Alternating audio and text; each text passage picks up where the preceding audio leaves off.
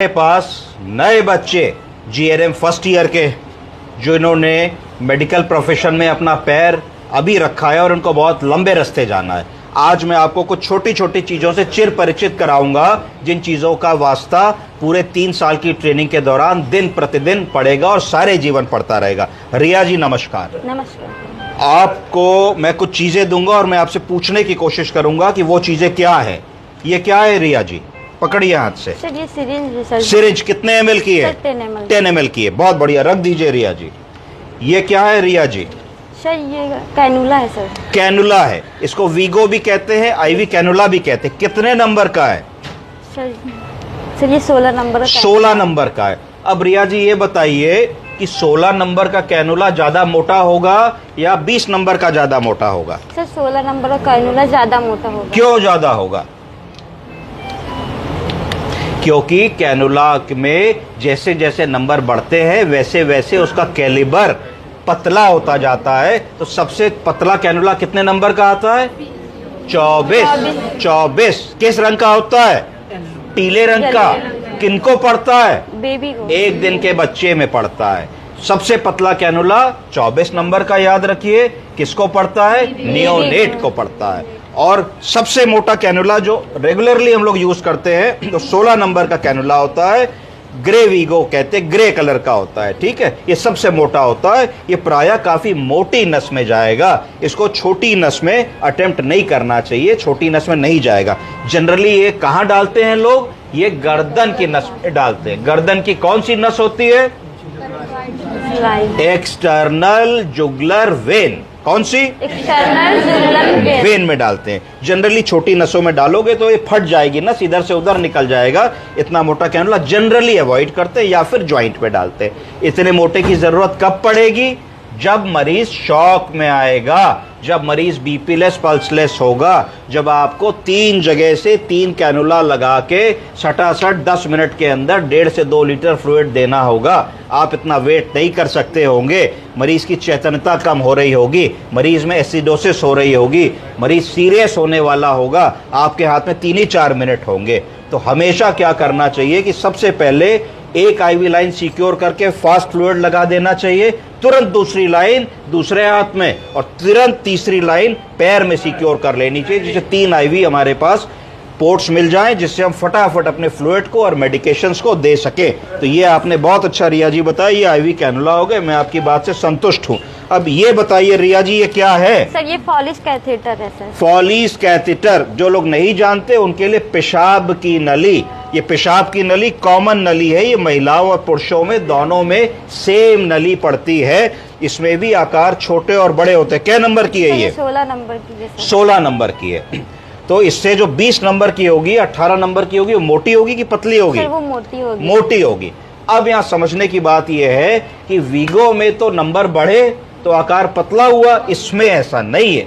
जैसे जैसे इसके नंबर बढ़ेंगे वैसे वैसे आकार मोटा होता चला जाएगा। तो 16 नंबर वाली पेशाब की नली पतली है, 18 की उससे ज्यादा मोटी है और 20 की और ज्यादा मोटी है। हम लोग पतली और मोटी कैसे डिसाइड करेंगे, किसमें कैसी जाएगी? क्या दिमाग में आता है? सर बच्चों में पतली जाएगी सर, बड़ों में जितने बच्चों में पतली जाएगी, ठीक कहा, 10 नंबर 12 नंबर जाएगी।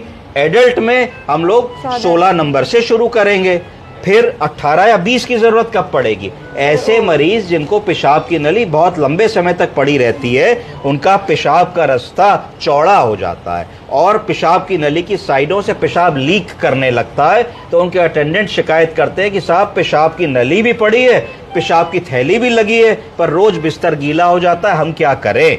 उस स्थिति में तुम 2 नंबर कैलिबर की नली बड़ी बताने की बात करोगे जिससे कि उनका काम बन सके। दूसरा क्या इंडिकेशन है? दूसरा इंडिकेशन है कई बार ऐसा होता है कि मरीज के पेशाब की थैली के अंदर इन्फेक्शन हो जाता है, उसको कहते हैं ब्लैडर वाल सिस्टाइटिस। उसके अंदर बालू जैसी चीज पेशाब की थैली में बनने लगती है और पेशाब की नली बार बार बंद होने लगती है। तो जितनी मोटी पेशाब की नली होगी तो इसको आई कहते हैं, आंख क्या कहते हैं? आई। यही से पेशाब उतरता है। तो जितनी मोटी नली होगी उतना मोटी आई होगी, है ना? तो अगर कोई छोटी मोटी बालू, कंकड़, पत्थर, खून का कतरा, क्लॉट स्टोन का टुकड़ा अगर फंसा है तो अगर पतली नली से नहीं निकल रहा है तो मोटी नली से निकलने की संभावना थोड़ा सा बढ़ जाएगी। तीसरी चीज होती है ब्लैडर इरिगेशन। ब्लैडर इरिगेशन में एक कैथेटर डाला जाता है जिसमें 3 मुंह होते हैं। क्या होते हैं? 3 मुंह। इरिगेशन का मतलब है कि हमने पेशाब की थैली में या किडनी में कोई ऑपरेशन या सर्जरी करी जिसमें हम ये चाहते हैं कि जो खून बन रहा है वो खून बाहर निकलता रहे। अगर खून इकट्ठा होगा तो थक्का बनेगा, थक्का सुबह निकल नहीं पाएगा। तो हम क्या करते हैं कि एक रास्ते से डिस्टिल वाटर या नॉर्मल सलाइन डाल देते हैं और दूसरे रास्ते से निकाल लेते हैं, तो जो भी यूरिन के थ्रू ब्लड आ रहा है वो धुल करके बराबर बाहर निकलता रहता है। तो तीसरी प्रकार का कैथेटर होता है। रिया जी ये क्या है? सर ये K90 है सर। ये K90 है, तो बड़ी होशियार है, इनको तो सब पता है मेरे सारे आंसर्स। K90 है। K90 और कैथेटर में क्या फर्क है? सर K90 सर बच्चों में सक्शन कराने के लिए यूज की जाती है। नहीं, K90 सक्शन कराने के लिए यूज नहीं की जाती है, सक्शन के लिए सक्शन कैथेटर यूज किया जाता है। K90 जो है, अगर किसी मरीज हमारे पास आया जो रिटेंशन ऑफ यूरिन में है, जिसकी पेशाब रुकी हुई है, जो दर्द के मारे करा रहा है, जिसकी नाभि के नीचे हाथ रखा तो गोल गोल आपको फुटबॉल जैसा महसूस हो रहा है, तो उसको एक बार रिलीफ कराने के लिए तुरंत हमने जेली डाली और पेशाब के रास्ते में इस नली को पास किया और किडनी ट्रे में यूरिन आ जाएगा और मरीज रिलीव हो जाएगा। दूसरी क्या कंडीशन है, कई बार ऐसे बहुत सारे बूढ़े लोग होते हैं जो अपना पेशाब बता नहीं पाते, तो उनका पेशाब का सैंपल नहीं लिया जा सकता है। डॉक्टर ने कहा यूरिन रूटीन और कल्चर करा लीजिए, मरीज कहेगा साहब ये तो पेशाब बता ही नहीं पाते, डाइपर पे हैं, तो उनमें भी तुमने K90 डाला, 10 ml अपना ये निकाल लिया तो तुम्हारा ये निकाला है। तीसरी क्या सिचुएशन होती है, कई बार ऐसा होता है कि पेशाब की नली नहीं जाती, क्योंकि पेशाब की नली लचकदार होती है, मुलायम होती है, तो तुमको थोड़ी कड़ी चीज की जरूरत होती है। ये पेशाब की नली के मुकाबले कड़ा मटीरियल है, तो ये पेशाब का रास्ता यूरिथ्रा को आसानी से सरपास कर जाएगा। तो ये 3 मेजर इंडिकेशन है जिसमें ये K90 हम लोग इस्तेमाल कर सकते हैं। रिया जी बहुत अच्छा आप पार्टिसिपेट कर रही हैं। अब ये बताइए ये क्या है? सर ये आर्टरी है सर। ये क्या है? आरटी है। आरटी क्या होता है?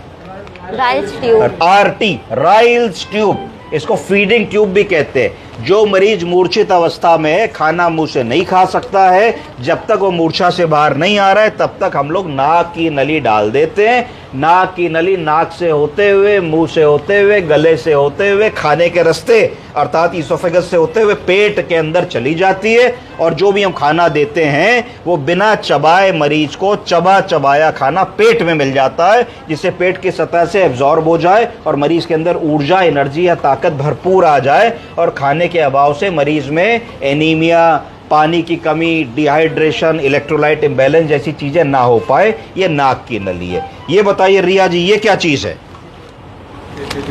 बताइए, आप भी देख पकड़िए, क्या चीज है ये? है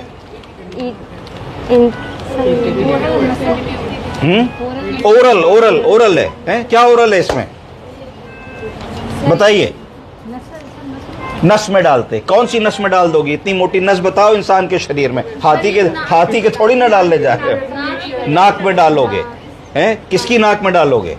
चली जाएगी इतनी मोटी? हाँ, इंटुबेशन। भैया ने क्या शुभ नाम है आपका? आप जीतते हैं पूरे 1 करोड़ रुपए। आपने सही जवाब का आंसर दिया है। ये एंडोट्रैकियल ट्यूब है, ये ट्रैकिया के अंदर जाएगी। कहाँ जाएगी?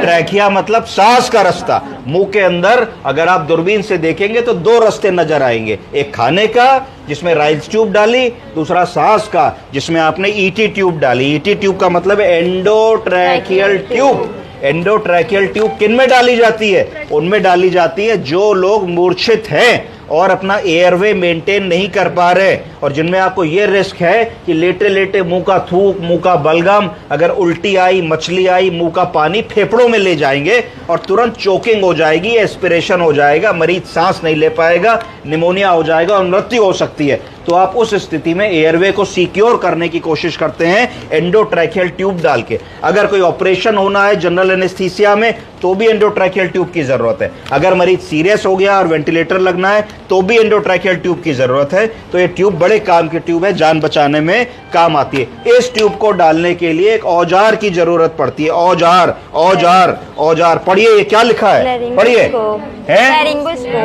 लैरिंगोस्कोप। क्या स्पेलिंग है? LARYNGOS। बहुत बढ़िया, बहुत बढ़िया। तो लैरिंगोस्कोप के 2 हिस्से होते हैं। ये इसको कहा हैंडल। क्या कहा? हैंडल। और ये इसको कहा blade. Blade 1 number, 2 number, 3 number, 4 number का होता है। 1 सबसे छोटा होता है, 4 सबसे बड़ा होता है। इसको कैसे फिट किया जाता है, कोई कर लेगा? करिए, मैडम करेंगी। 10 सेकंड का समय दिया जा रहा है। 1 करोड़ रुपए के लिए आखिरी सवाल, 10 सेकंड।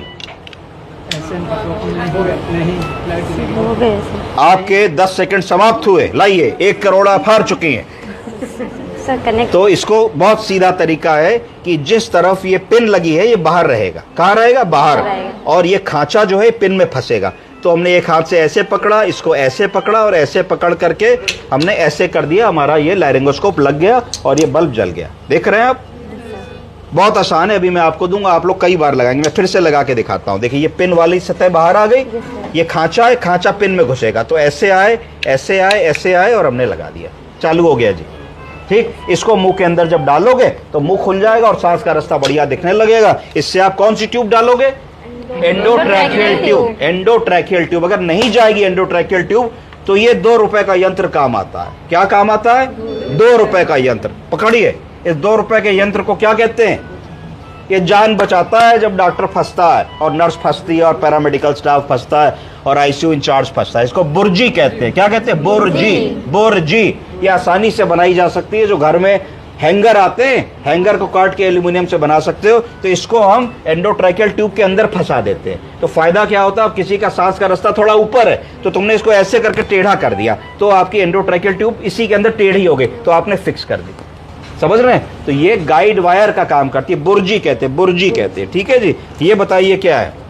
सर ये यूरो बैग है सर। पेशाब की नली डाली तो पेशाब में इकट्ठा करेंगे, किसी थैले में इकट्ठा करेंगे। थैले को बैग कहते हैं क्योंकि इसमें पेशाब इकट्ठा होने वाला है, तो उसको यूरो बैग कह दिया। यूरो बैग कह दिया। ठीक, यूरो बैग, पेशाब इकट्ठा करने की थैली। ये बताइए क्या है? सर ये नहीं सर, इन्फ्यूजन सेट है ना। ये गलत जवाब। 1 करोड़ रुपए आप हार चुके हैं। नेजल मास्क है सर। मास्क किधर को है? नेजल प्रॉन्ग्स है। मास्क कहाँ है? मास्क तो मास्क होगा। देखिए, इसमें 2 गुंडियां निकली हैं, 2 गुंडियां निकली, नेजल प्रॉन्ग्स। ठीक, नेजल प्रॉन्ग्स। एक दाई नाक में, एक बाई नाक में घुस जाएगा और इससे ऑक्सीजन मिलेगी। तो ये क्या चीज है? ये ऑक्सीजन देने के लिए एक कनेक्शन पाइप है। ये आपने ऑक्सीजन सिलेंडर से या सेंट्रल लाइन के सिस्टम के पोर्ट से एक तरफ ऑक्सीजन जोड़ दी, एक तरफ मरीज की नाक में लगा दी। उसकी ऑक्सीजन SpO2 कम हो रहा है तो ऑक्सीजन SpO2 उसका मैनेज होने लगा। इतनी चीजें मैंने बताई। ये चीज बड़े काम की है हम लोगों के लिए। क्या है बताइए? बताइए।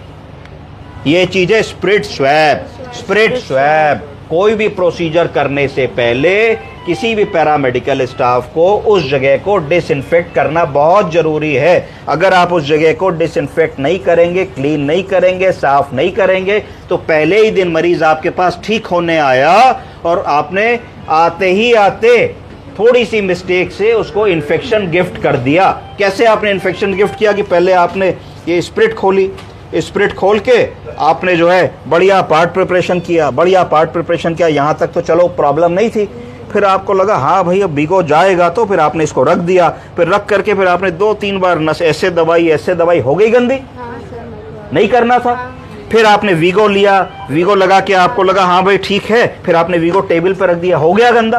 तो ये एक स्टरलाइज्ड प्रोसीजर है। हमको आईवी कैनुला की इज्जत को हमेशा मेंटेन करना है और ये समझ के चलना है कि अगर हमें वीगो पड़े, हमारी अम्मा को वीगो पड़े, हमारे इस मित्र को वीगो पड़े तो हम कितना ख्याल रखेंगे, उतने ही ख्याल से हमको मरीज को वीगो डालना है। किसी प्रकार की कोई लापरवाही इस प्रोसीजर में नहीं करनी है। कभी भी अगर वीगो पड़ने के बाद फ्लूइड नहीं जा रहा है, त्वचा लाल हो रही है, तो उसको कहा जाएगा थ्रोम्बोफ्लेवाइटिस। तुरंत वीगो बदल देना, उसके साथ कुश्ती नहीं लड़नी है, कोई परेशान नहीं होना। नहीं पड़ रहा, कॉल फॉर हेल्प, दूसरे आदमी को बुला लीजिए, उसकी मदद से आप इसको डालिए। ये अंतिम चीज मेरी टेबल पे है। ये क्या है? पढ़िए सर। ये BT सेट है। BT सेट है।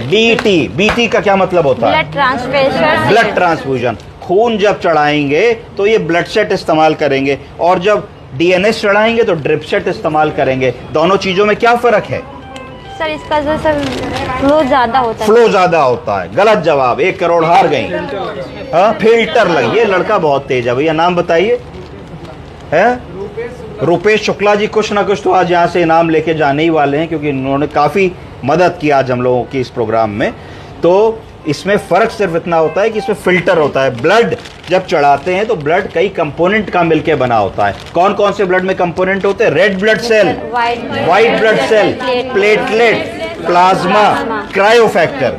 तो जब ब्लड को हम चढ़ाते हैं तो एक संभावना होती है कि कोई क्लॉट का थक्का बन गया हो, तो थक्का अगर ब्लड के सिस्टम में जाएगा आदमी के अंदर तो स्ट्रोक कर सकता है। अगर ब्रेन में चला गया, हार्ट में चला गया तो हार्ट अटैक कर सकता है और प्रॉब्लम्स कर सकता है। उन प्रॉब्लम को रोकने के लिए जब हम ब्लड के पैक में इसको लगाएंगे तो वहीं पे अगर कोई फिल्टर आ रहा, क्लॉट आ रहा होगा तो फिल्टर उसको वहीं पकड़ लेगा और आगे नहीं जाने देगा। इसलिए ब्लड सेट में फिल्टर लगा होता है और उसकी ये उपयोगिता होती है। कुछ समझ में आया आप लोगों को? Yes, sir. Thank you.